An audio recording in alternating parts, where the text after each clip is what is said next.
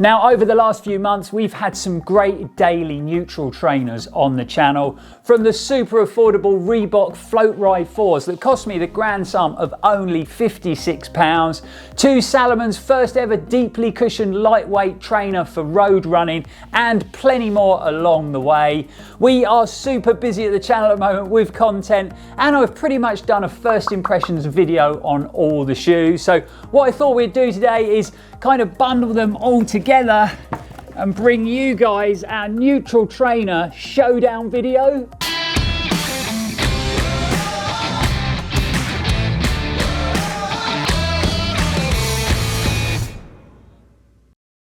Welcome back, folks. I'm Purvis and this is Run4Adventure. Hope everybody is fit and well out there in YouTube world. So we've got a bit of an extravaganza for you in today's video. So all the shoes that are featuring are neutral in structure, and they've all been designed to be that sort of daily workhorse trainer within your shoe rotation. So they're all there to soak up those sort of steady weekly miles. First up is Saucony's reinvented Ride 15, and this retails in the UK for £130. Weight-wise, it comes in at a pretty light for a daily trainer, 266 grams in a UK 9.5. You've got an 8mm offset, so you get a stack height of 35mm under your heel and 27mm under your forefoot. The shoe went through a massive update this time around and is pretty much a brand new shoe from the ground up when you compare it to the previous Ride 14. It comes with a softer blend of Saucony's Power Run compound, and it's actually their lightest and highest energy returning to date. And then thrown in for good measure is a deeply cushioned, very bouncy pair of Power Run Plus sock liners. But it doesn't stop there when it comes to that new midsole, because Saucony have also reworked that geometry and they put a bit more flex in the forefoot of the shoe, and that's to allow for a much smoother transition as you make your way through your gait cycle. The upper has also gone through a big overhaul, so they're using this new engineered mesh that's very lightweight and highly breathable. We've got form fit technology, so it sits you deeper into that footbed to give you that nice plush and supportive feel, and then a new lacing system that allows you to get that sort of personalized lockdown feel around your midfoot. Up next is actually the first ever Reebok running shoe that I ran in, and you know, you guys kept messaging and commenting and emailing telling me how good they were, how affordable they were, and what great value they were. So I had to get a pair and try them out. And it is their Floatride Energy 4s. So these retail in the UK for £75, which is a pretty good price. But I actually picked them up with a Reebok discount code for a crazy price of only £56. Now, for that sort of money, I really wasn't expecting a lot, but I was pleasantly surprised with the performance out on that first run. The Floatride weighs in at 268 grams in a men's UK 9.5, so again, a great weight for a daily trainer. It runs off a 9mm heel offset, and at least 30% of this shoe is made from recycled or repurposed materials, which I think is a great touch from Reebok, especially when it comes to the price point of the shoe. We've got a full Floatride Energy foam midsole to give you that nicely cushioned but responsive ride. The outsole full-blown carbon rubber, so should offer good levels of traction and durability. And that upper is constructed out of a very lightweight, breathable fabric that's pretty much transparent when you look at it. Good levels of substance in the back end of the shoe with a nice sturdy heel cup and good levels of padding around the ankle collar. Moving on to Nike's Pegasus 39, and this is a neutral daily trainer that is steeped in history. Definitely had its ups and downs over the years, but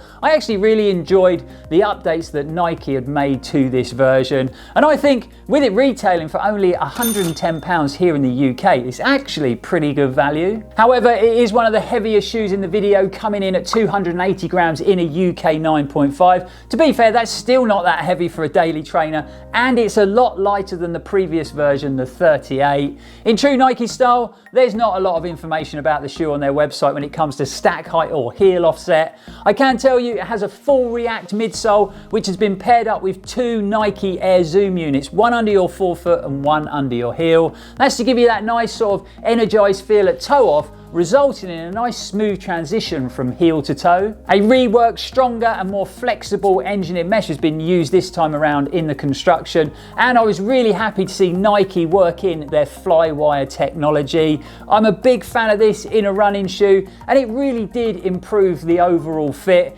giving me a real good lockdown feel and good hold around my midfoot, and I just felt way more connected to the shoe. Nike have put a bit of a flair on that heel design this time around to take a bit of pressure away from that Achilles, and it also felt like they'd put a little bit more depth in the back end of the shoe. I definitely felt a lot more securely held in that heel, and it just felt very comfortable straight out the box. On to shoe number 4, and it is Salomon's Glide Max. Now, I got really excited about this shoe after trying them on at the running show in Birmingham, and I was really surprised with how light and how well balanced it felt, considering the amount of cushioning that you've got in that midsole. Speaking of cushioning, I've been a big fan of that Energy Surge compound from Salomon ever since I ran in their Ultra Glide trail shoe, which I think was the first shoe to feature that type of compound setup. So the Glide Max retails in the UK for £140. Weight-wise, it comes in at a pretty light 280 grams considering the depth of cushioning. You get a deep stack height of 37.4mm under your heel, 27.4mm under your forefoot, giving you a 10mm heel offset. As far as construction goes, like I said, we've got that full Energy Surge compound midsole to give you that nice, lightweight, well-balanced, very cushioned sort of bouncy ride. Salomon have worked in their reverse camber, and that basically means just, you know, a bit of rockered geometry in that midsole to help you through to toe off and to make the shoe feel nice and efficient as you go through your gait cycle. Coating that midsole, we have Salomon's Contigrip Road Rubber compound, and this has got some nice wide chunky lugs on it. That's to give you good grip on sort of flat hard surfaces, but also good levels of durability in that harsh road environment. The upper utilises this very soft, plush, breathable engineered mesh, but this was actually an area of the Glide Maxes that I wasn't sure about. There's quite a lot of bulk and padding going on in that tongue, and it's not gusseted in the upper, which is quite a rare thing nowadays. So I did find it quite hard to lock the shoe down around my midfoot, or should I say keep it locked down, because it tended to work loose on most of the runs that I did in the shoe, and I'm not sure how breathable it would be in hot conditions. Last but definitely not least is the ASICS Gel-Cumulus 24. Now, I haven't actually had time to do a first impressions on this shoe because we've just been so busy with everything else going on at the channel, but I really wanted to include it in the video, so I've just thrown it straight in because this has been one of the shoes that has impressed me the most in the lineup. Now, ASICS have definitely upped their game in the last 2 or 3 years after what I would say being left behind, because their shoes were just too heavy, too stiff and too clunky to run in, and they have made some big improvements when it comes to their running shoes. So they retail for £135 and they run off an 8mm offset. So we've got 24mm on the heel and 16mm under your forefoot. Weight wise, it comes in at 301 grams in a UK 9, so it is the heaviest shoe by some way when it comes to all the shoes that we've been looking at today. Yeah, ASICS sent me a UK 9 instead of my normal UK 9.5, so it is a little bit on the short size, and I think a 9.5 would have been a lot better, but I haven't had any issues when it comes to the length of the shoe when I've been running in it. The Gel-Cumulus is another running shoe that comes with a lot of history, and it's been in production for years and years, but ASICS set out this time to make it the softest and lightest version to date. So they've added a top layer of their FF Blast compound to give you that nice lightweight, cushion but responsive ride. We've got their gel technology worked into the heel and under the forefoot, so there's quite a lot going on when it comes to the construction of that midsole. If we flip it over, we have their ASICS Light Rubber on the outsole, again to help shed a few grams while giving the runner good levels of grip and durability. And then we got some nice flex grooves worked across that midsole just to offer a sort of smoother ride as you make your way through your gait cycle. The Gel-Cumulus now utilises this sort of knitted woven mesh upper construction that's actually softer than the previous version, the 23, while remaining highly breathable down to the micro perforations, or in layman's layman's terms, the small holes in the upper that allow vapor and heat to escape while increasing sort of airflow around the shoe.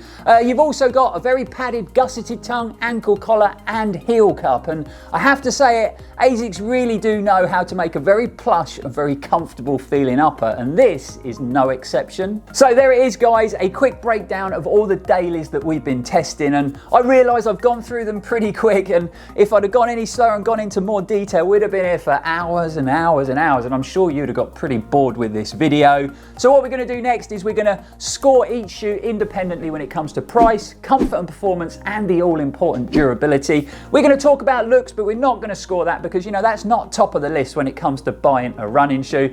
And then we're going to wrap up with a quick conclusion where we sort of highlight the shoes that we feel have performed the best. So first up is going to be Reebok's Floatride Energy 4s, and you know, when you think the shoe retails for £75 here in the UK, that's actually a good price to pay for a running shoe. You then pick up a discount code and get them for £56, and that is a fantastically valued running shoe. That's the kind of money you'd spend on just a standard trainer, you know, not a technical running shoe. So it has to score high. We're going to give it a really good value for money, 9 out of 10 when it comes to price. Moving on to Nike's Pegasus 39, and again at £110, pretty good value for money for a solid, reliable daily trainer. I can actually see these online right now for under £70, and again, that is great value for a running shoe that is steeped in history, had years and years of development, and is going to be very durable and hold up to lots of miles. So again, it has to score high, so we're coming in with a solid 8 out of 10 for price for the Pegasus 39. So we're working our way up in price each time. So next up is Saucony's Ride 15 at £130. Again, shoe's been out for a while, so I've seen these online for under £90, which is a brilliant price for such a versatile daily trainer. A running shoe that will literally handle everything you throw at it. So we're going to give the Ride 15s a 7 out of 10 for price. Next up has to be ASICS Gel-Cumulus. Again, £135 this time, so a bit more expensive than the others, but a real nice, comfortable daily trainer. Had a big revamp this time round and is definitely a much better shoe. Again, seen them online for under £90, so a really good price for such a plush, comfortable running shoe. So again, we're going to come in with another 7 out of 10 for the Gel-Cumulus when it comes to price. And lastly, we have Salomon's Glide Maxes at £140, which I personally think, yeah, I've enjoyed the shoe, I've enjoyed that midsole compound, but it is quite expensive for a daily trainer, especially when you're a brand trying to sort of break into that road running scene. So yeah, we're going to mark it down a little bit when it comes to price for the Glide Max, and we're going to give it a 6 out of 10. So rapidly moving on to comfort and performance, and what we're going to do, we're going to start with the lowest scoring shoe and work our way up to the top. So first up is the Reeboks, and I have to say the upper was very comfortable, it's highly breathable, but I did find it a little bit sloppy. So there's not a lot of structure around that midfoot, and I did feel that I had a little bit of sort of lateral and medial slippage within the shoe. Now obviously this could just be a foot shape thing, you know, I am quite narrow at the midfoot. Also, I did find that the midsole felt a little bit flat and unresponsive when I compare it to all the other shoes that we tested. Obviously at £56, it's still great value, but for comfort and performance, we're going to give the Floatride Energy 4 a 6 out of 10. On to Salomon's shoe, the Glide Max, and I really love the performance of this midsole. Massive fan of Energy Surge compound. It feels very comfortable, very plush, but still sort of bouncy and responsive and well balanced, even though you've got this sort of big chunk of compound under your foot. So whenever I sort of picked it up a bit, the shoe actually came to life and ran really well. I really did struggle with lockdown around the midfoot because of that padded tongue, and it just kept working loose over the course of a run.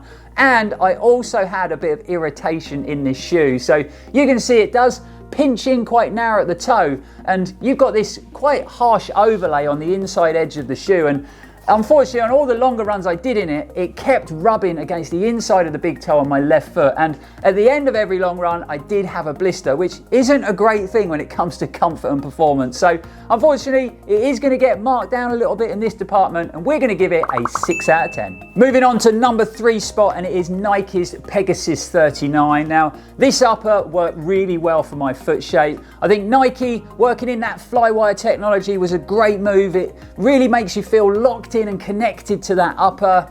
Obviously, taking a bit of weight away, brilliant move again, made the shoe feel lighter, more balanced, and definitely more responsive than the quite heavy, clunky 38s before this. I don't think it was quite as good as the 37s. I really enjoyed that shoe and how it performed. I know a lot of people struggle with heel lift. I didn't have any issues with that when I ran in it. And it just felt very comfortable on slow, steady runs. And then when I picked the pace up, the shoe really did come alive and was great to run quicker speeds in. I didn't quite get the same feel out of the 39s, but I still think it's a pretty solid sort of daily workhorse trainer that's gonna soak up all those weekly miles with ease, and I'm sure it's going to be very durable. So the Pegasus 39 is going to score a pretty impressive 7 out of 10 when it comes to comfort and performance. So we are left with only 2 shoes now, and up first is the asics Gel-Cumulus 24. Now I've got to be honest, I really wasn't expecting a lot from these. I thought it was going to be, you know, pretty stiff, pretty heavy, not that inspiring and not exciting to run in. So I was really surprised when I put it on my feet and took it out for a run. So plush, so comfortable. I think adding that FF Blast compound as a top layer in that dual compound midsole is genius. It feels super plush, really comfortable underfoot, but still responsive. It feels like it's returning a lot of energy. Like I mentioned, asics make a great upper, and there's no exception here. This is super plush and comfortable wrapped around your foot. Definitely had no irritation issues in these, that's for sure. So yeah, really impressed with the performance. The only thing I would say that maybe marked it down a little bit was the fact that it is 300 grams, so quite a bit heavier than all the other shoes we've tested. I personally think if they could shed 15-20 grams, it would make a great daily trainer. Super versatile, that's for sure. So it's going to score high, and we're going to give it an impressive 8 out of 10. Down to the last shoe, and it probably comes as no surprise because, you know, I am a big fan of Saucony running shoes. They tend to work really well for my foot shape and my sort of gait cycle. It is the Ride 15. You know, the Ride has always been a relatively solid daily trainer, apart from the dark ISO fit years, which weren't so great. But I just can't believe how much Saucony transformed this shoe from the previous version. You know, making it lighter, more balanced, softer, more high energy returning. It really is a very versatile daily trainer. I love that new Power Run blend, being a bit softer, having that great Power Run Plus sock liner to give you that extra little bit of bounce, and then a really nice, lightweight, breathable upper.